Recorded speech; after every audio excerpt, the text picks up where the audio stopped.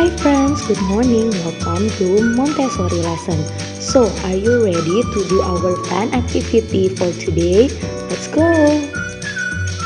I want you to get your learning kit and get these materials, bolts and nuts inside your learning kit Montessori.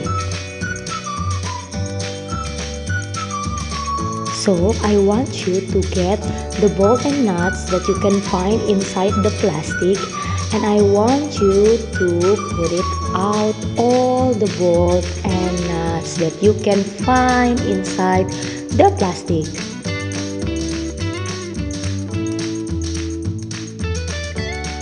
And I want you to find the bolt and nut who is matched with each other. And I want you to try to touch it and feel the bolt and the nuts. And after that, I want you to match the nuts. Match the nut inside and put the nut inside the bolt. I want you to do it like in this video.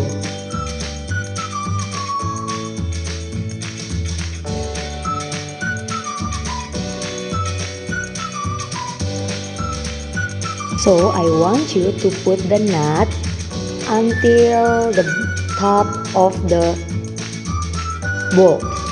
And then after that, I want you to take it off the nut until it separates with the bolt.